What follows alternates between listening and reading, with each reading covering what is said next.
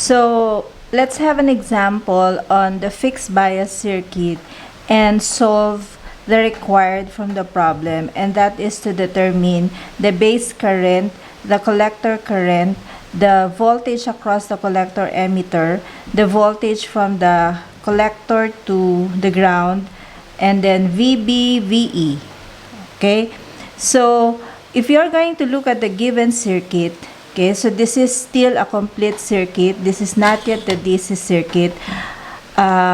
Since in our DC analysis, we are going to assume that capacitors are open, so therefore, this part of the amplifier circuit will actually be removed in our DC analysis. So, alisin natin yan. And so with the V out. So we are left with our DC circuit now. Now, how do we solve this? All we have to do is to, first, let me just put the terminal currents first. Okay? So, this is the direction of the base current. And this one is the direction of the collector current. And of course, we have also here our emitter current IE. So, now we are ready to determine our KVL equation. So, ang input natin dito sa circuit na to, since this is a common emitter, di ba merong VI tayo kanina dito.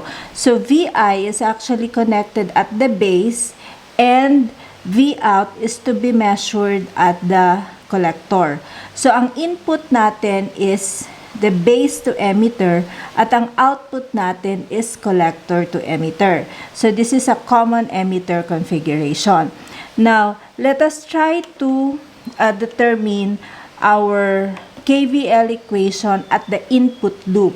So, pag sinabi nating input loop, dito sa part na to, it's from the source down to the ground.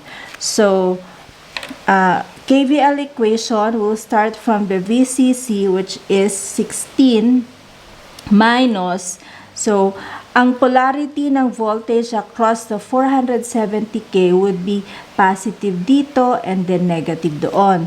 And then of course, we also have the voltage here, which is VBE, positive doon, negative doon. So, continuing with our KVL equation, it would be 16 and then minus 470 kilo ohm multiplied by IB and then minus your VBE, and this is equal to 0. So from this equation, we are going to substitute the value of VBE, which is, okay, which is equal to 0.7 volts, and that is equal to 0. Just like what I've said from our previous lecture, VBE is actually constant and it is equal to 0.7 because transistors are usually made of a silicon element.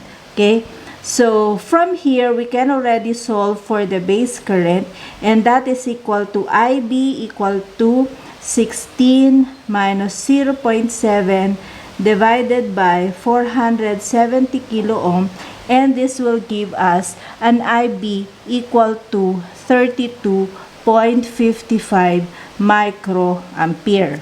Okay, now we're done with IB, and then we are going to solve for the collector current IC. So we've learned from the previous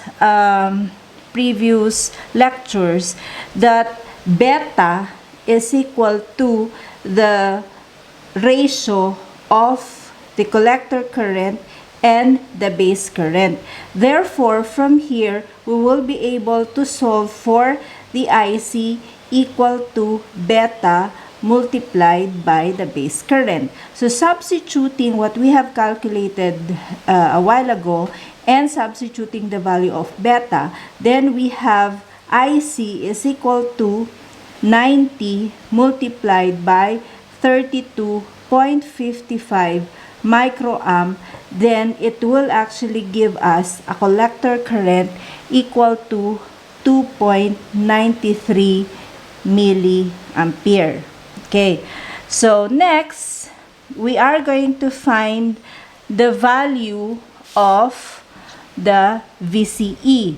So VCE, this is the voltage across the collector and the emitter terminal. Okay? So, paano gagawin natin? All we have to is to find the KVL equation at the output loop. Okay? So, ang output loop will be dito. Okay? So, KVL equation starting again from our VCC 16. So, it will be equal to 16 minus, okay, ang polarity ng voltage sa 2.7 is, since ang direction ng current is pababa, so positive dito and then negative doon. So, 16 minus, we have 2.7 kilo ohm multiplied by IC, and then next will be VCE minus VCE, and that is equal to 0. So, substituting the value of IC, yung na-compute natin kanina dito, then we will be able to solve for VCE equal to 16 minus 2.7 kilo ohm multiplied by 2.93 milliamp, and it will actually give us a voltage of 8.09 volt. Okay? So, yun yung voltage across the collector emitter. So, next is, we are going to find VC. So, paano ba yung VC? So, sabi ko kanina, it is the voltage from the collector to ground.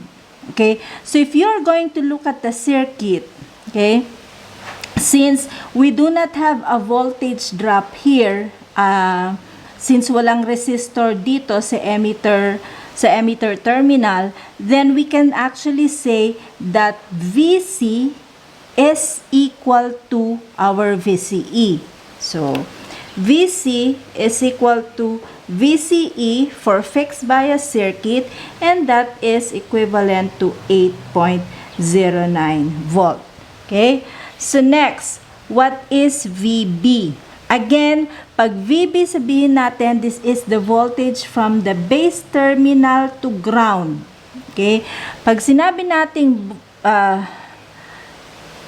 base terminal to ground, anong ma-measure natin? So, dalawa lang na voltages ito. So, from base to emitter and emitter to ground. Kaya lang, since walang voltage drop dito, so ang i-consider lang natin will be the voltage drop across the base and emitter. And therefore, we can say that VB is equal to the VBE, and that is equal to 0.7 volt. How about VE? Ano yung voltage from emitter to ground? Okay? Obviously, VE is equal to 0 volt, as there is no drop, as there is no resistor connected to our emitter terminal. So, I hope naintindihan nyo yung solution nitong first example.